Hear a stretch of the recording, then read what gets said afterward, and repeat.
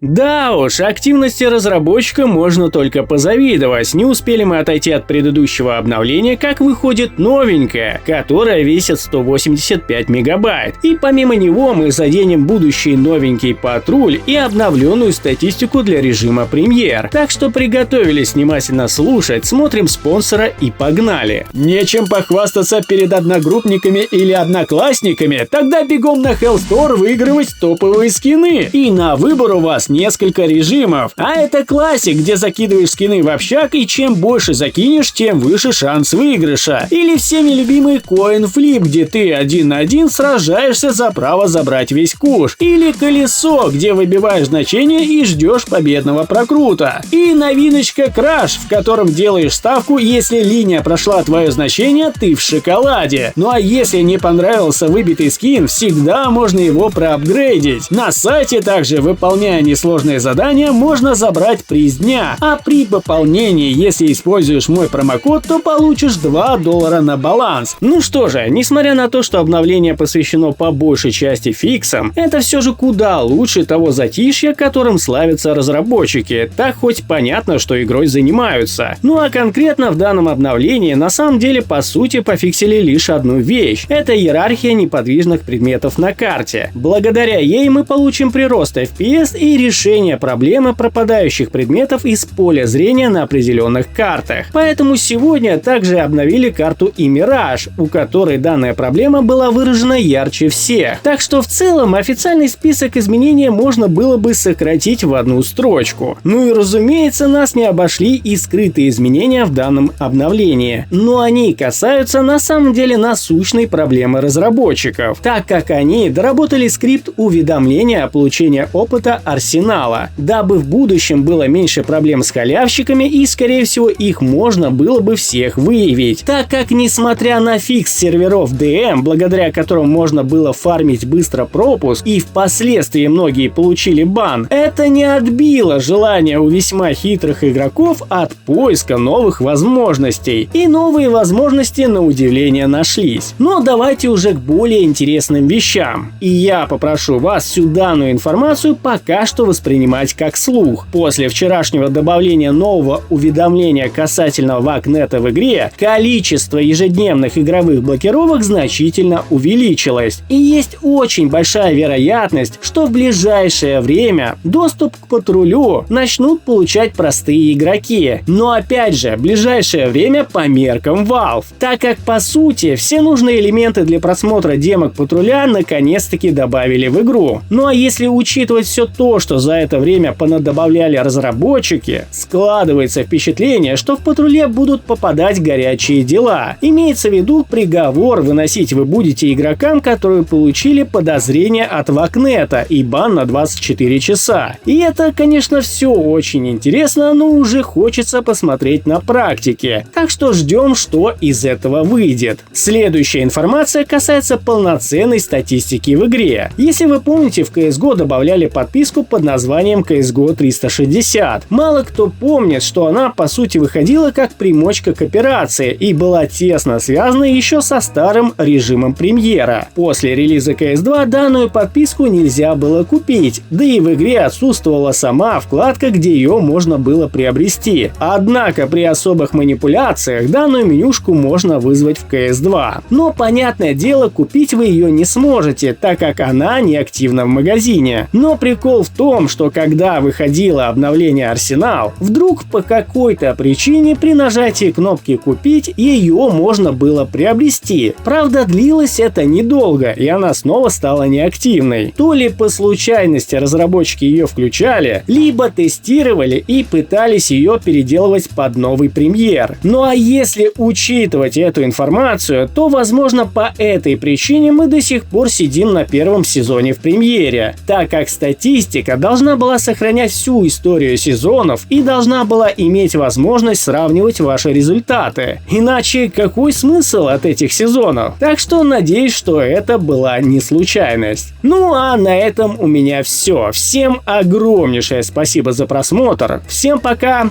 и удачи!